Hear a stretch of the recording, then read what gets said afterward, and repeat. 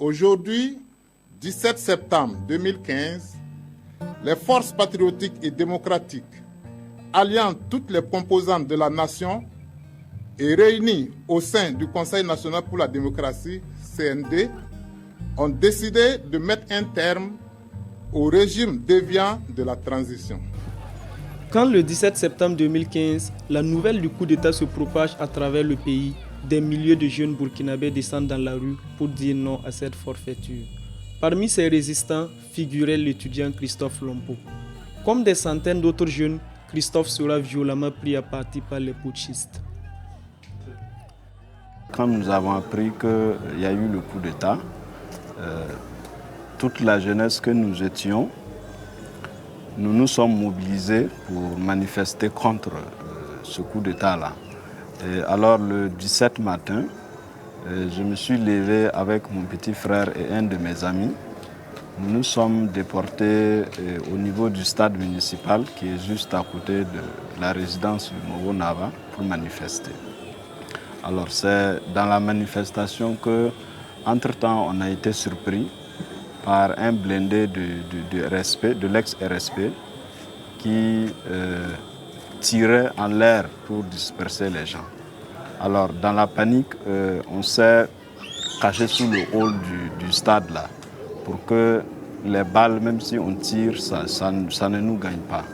Donc c'est de passage que le blindé nous a surpris et il y a un élément qui s'est rué vers nous avec une arme pointée et il a commencé à frapper les gens sur la tête avec le croche de la calasse.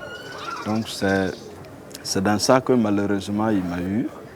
Et bon, dans la panique, je me suis retrouvé dans une famille qui est juste à côté. Quand je courais, je suis venu tomber devant la porte. Et heureusement, le père de famille était arrêté juste à côté de la porte. Et il m'a tiré comme ça, il m'a couché dans la famille. Ils ont commencé les soins préliminaires. Ils avaient de l'alcool à la maison. Ils ont tenté d'arrêter l'hémorragie. Et en même temps qu'ils appelaient les sapeurs-pompiers et ma famille.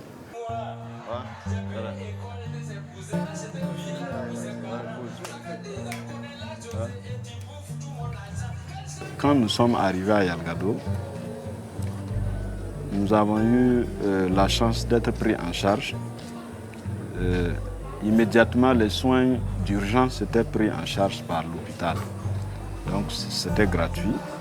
Et quand on est allé à la maison, les ordonnances que je devais payer, ça, on ne savait pas qu'on pouvait repartir encore à Yalgado et tout était pris en charge.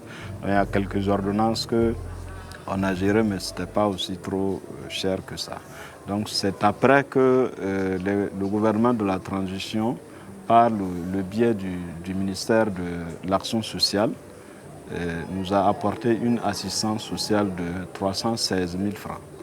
Donc j'ai bénéficié de cette somme-là. Ça m'a beaucoup aidé avec ma prise en charge sanitaire. Une année après, Christophe et ses amis du Grain attendent toujours que justice soit rendue aux victimes de ce coup d'État. C'est un peuple assoiffé, n'est-ce pas, de justice qui est sorti et qui a résisté au coup d'État. Ça, c'est très important à retenir. Les gens ne sont pas sortis, par exemple, donner leur vie, par exemple, pour les beaux yeux de certaines personnalités politiques. Mais c'est pour un lendemain meilleur, c'est-à-dire qu'ils aspirent à un lendemain meilleur, c'est-à-dire qu'il y a un espoir qu'ils attendent. Donc vous voyez, avec ce que nous assistons aujourd'hui, on voit une libération tous azimuts, n'est-ce pas, des anciens dignitaires du régime. Donc on se pose beaucoup de questions. Est-ce qu'il n'y a pas une certaine affinité, une certaine complicité entre ceux-là qui étaient là avant et ceux-là qui sont aujourd'hui? Est-ce que vraiment il y a eu changement? Je pense que les attentes, en tout cas du peuple, se font toujours attendre. Ces jeunes qui sont sortis, ils attendent toujours. Voilà. Ceux qui sont sortis, ils attendent toujours. Ils attendent toujours. Ils attendent aussi que voilà, cette justice-là, n'est-ce pas, soit indépendante, soit le reflet, n'est-ce pas, de la population. C'est-à-dire que la population attend voilà, de la justice.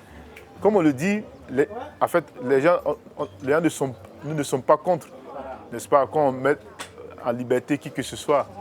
Mais il faut qu'il y ait d'abord la vérité. Et s'il y a vérité maintenant, on parle de justice. Et s'il y a justice maintenant, on parle de pardon. Il faut que les autorités aient pitié de leur peuple. C'est très important. C'est-à-dire qu'on n'a pas pitié d'un peuple, on ne peut rien faire pour ce peuple-là. Et qu'ils sachent qu'en réalité, là où ils sont là, c'est parce qu'il y a des filles et des fils de ce pays qui ont accepté de faire ce sacrifice suprême-là pour que, n'est-ce pas, ils soient au pouvoir aujourd'hui. Donc, il faut qu'ils écoutent ce peuple-là. Ce devoir de justice-là, le gouvernement le doit à tout le peuple burkinabé. Et donc, je m'attends à ce que ce gouvernement-là nous rende justice et qu'il travaille à faire en sorte que les blessés qui se sont retrouvés dans une situation socialement très défavorable puissent être pris en charge à la hauteur de la forfaiture. Ce qui s'est passé les 30 et 31 donne obligation à ce gouvernement de travailler dans la transparence, de travailler à rendre la justice.